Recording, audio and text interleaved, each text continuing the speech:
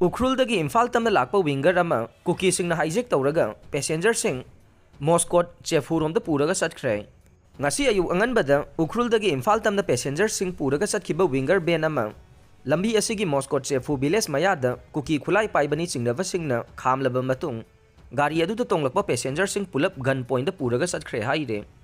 Thajaningai oiba pawgi source amagi matung inadi Ukhrul dagi Imphal Tamna Chatkiba winger ben adu aina yadaba mawongda khulai paiba sing aduna hijack tawkhibane.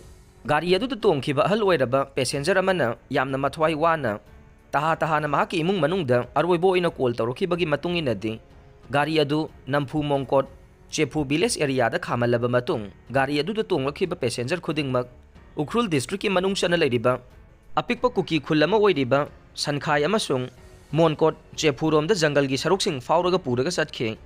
Loina khulai paiba sing aduna passenger sing adubu jungle gi sarukta fauduna pukhibagi video footage sing so social media da thaganarakle.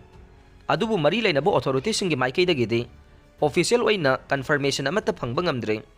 Kuki khulai paiba sing na Imphal Ukhrul lambi gi Sangkai area da Ukhrul dagi Imphal Tamna Chatkiba winger ben amada tongkhiba passenger sing lanfa oina faduna pukhiba adu Tangkhul Nagalong na akanba mawongda condemn tawbaga loina na Tawdok asigi matangda si minister na akanba midyang changduna makhoibu asway angam yawdana thadoknaba mathau taba thabak sing paikhatpiyo haina ahiba cherol ama pisinkhre.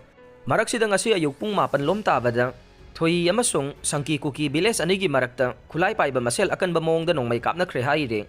Adubu karam balaloglup singi marakta khud thokna khibano haibadudi press na phangba ngamdre.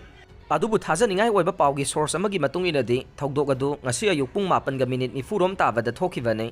Kuki militant singna jaga adu nongmai kap thorokpadagi Tangkhul volunteer singi marakta nongmai kapna bagi thokdok adu thokhibani haire.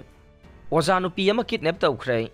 Ngasi nungthil Imphal gi Diulalen da leiba Manipur Creative School gi oja nupi ama angauba machugi registration number yaudaba I-20 car amada lakpa miyoi kharana kidnap tawkhre haire. Press na phangba pawgi matung inadi sakangdaba singna faduna pukhre hairibo oja adu gi maming Begum Farigana kauwe.